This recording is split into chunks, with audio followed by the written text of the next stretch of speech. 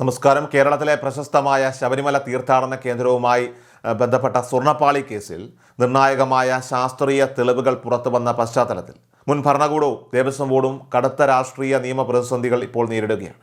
ശ്രീകോവിലിലെ ദ്വാരപാലക ശില്പങ്ങളിലും കട്ടിളപ്പാളികളിലും പൂശിയ സ്വർണ്ണത്തിൽ വലിയ തോതിലുള്ള ക്രമക്കേടുകൾ നടന്നതായിട്ട് ശാസ്ത്രീയ പരിശോധനാ ഫലങ്ങളൊക്കെ തന്നെ സൂചിപ്പിക്കുന്നു.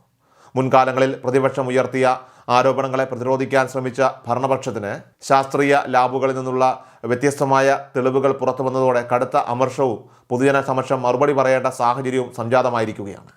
അധികാര ദുർവിനിയോഗവും ചട്ടലംഘനങ്ങളും നടന്നുവന്ന സംശയങ്ങൾക്ക് ആക്കം കൂട്ടും തരത്തിലാണ് പുറത്തുവന്ന റിപ്പോർട്ടുകളിലെ വിവരങ്ങളൊക്കെ തന്നെ.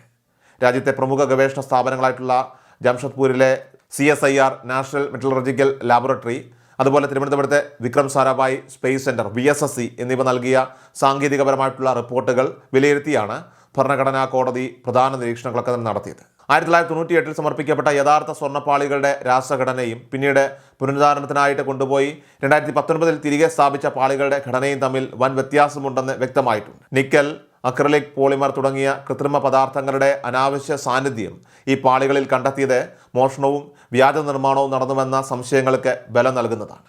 നിയമപരമായിട്ടുള്ള പഴുതുകൾ ഉപയോഗിച്ച് കൃത്യമായ ആസൂത്രണത്തോടെയാണ് തട്ടിപ്പ് നടപ്പിലാക്കിയതെന്നാണ് ഹൈക്കോടതിയുടെ വിലയിരുത്തൽ. സ്വർണം വേർതിരിച്ചെടുക്കുന്നതിനായിട്ട് കേസിൽ ആരോപണ വിധേയരായവർ പിന്തുടർന്ന സാങ്കേതിക മാർഗങ്ങളും അന്വേഷണ സംഘത്തിന് മുന്നിൽ തെളിഞ്ഞു കഴിഞ്ഞിട്ടുണ്ട്.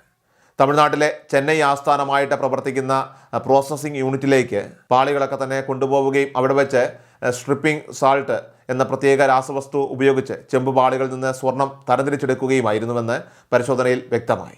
ആദ്യമുണ്ടായിരുന്ന സ്വർണത്തിൻ്റെ മാറ്റിലും അളവിലുമൊക്കെ തന്നെ വന്ന വ്യതിയാനം പകൽ പോലെ വ്യക്തമാക്കുന്നതാണ് ഫോറൻസിക് ഫലങ്ങളൊക്കെ തന്നെ. സ്വർണത്തിൻ്റെ യഥാർത്ഥ അളവ് കുറച്ച് നാനോ കോട്ടിംഗ് സാങ്കേതികവിദ്യ വഴി വ്യാജ തിളക്കം നൽകാനുള്ള ശ്രമമാണ് അവിടെ നടന്നതെന്ന് ലാബ് അന്വേഷണത്തിൽ സ്ഥിരീകരിക്കപ്പെട്ടിട്ടുണ്ട്.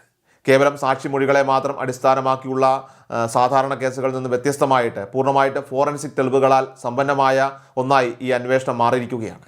അധികാര തലങ്ങളിലുള്ളവരുടെയോ ബോർഡ് ഭാരവാഹികളുടെയോ അറിവില്ലാതെ ഇത്തരമൊരു വൻ തട്ടിപ്പ് നടക്കില്ലെന്നാണ് പൊതുസമൂഹത്തിൻ്റെ പൊതുവായിട്ടുള്ള വിലയിരുത്തൽ. സാങ്കേതികമായി അപഗ്രഥിച്ച ഫോറൻസിക് റിപ്പോർട്ടുകൾ അന്വേഷണ സംഘമായിട്ടുള്ള SITയുടെ കണ്ടെത്തലുകൾക്ക് കൂടുതൽ ഔദ്യോഗിക സാധുത നൽകുന്നുണ്ട്. കേസിലെ പ്രധാന കുറ്റവാളികളെയും അവർക്ക് പിന്നിൽ പ്രവർത്തിച്ച ഉദ്യോഗസ്ഥ രാഷ്ട്രീയ ബന്ധങ്ങളെയും നിയമത്തിന് മുന്നിൽ കൊണ്ടുവരാൻ തക്ക ശക്തമായിട്ടുള്ള തെളിവുകളാണ് ഇപ്പോൾ പോലീസിന് ലഭിച്ചു കഴിഞ്ഞിരിക്കുന്നത്. ശാസ്ത്രീയ തെളിവുകളൊക്കെ തന്നെ സമഗ്രമായി വിശകലനം ചെയ്ത കോടതി കേസിൽ അന്തിമ കുറ്റപത്രം സമർപ്പിക്കുന്നതിന് അന്വേഷണ സംഘത്തിന് 1 മാസത്തെ സമയപരിധിയാണ് നിശ്ചയിച്ചിരിക്കുന്നത്.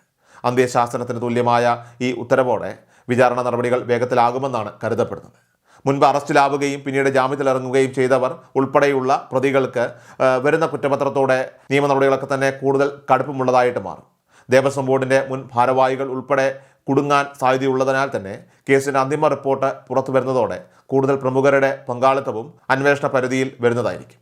ഏതായാലും വരും ദിവസങ്ങളിൽ സമർപ്പിക്കപ്പെടാനിരിക്കുന്ന ഈ കുറ്റപത്രം അത് കേരളത്തിലെ രാഷ്ട്രീയ രംഗത്ത് വലിയ ചലനങ്ങൾ സൃഷ്ടിക്കുമെന്ന കാര്യത്തിൽ സംശയമില്ല.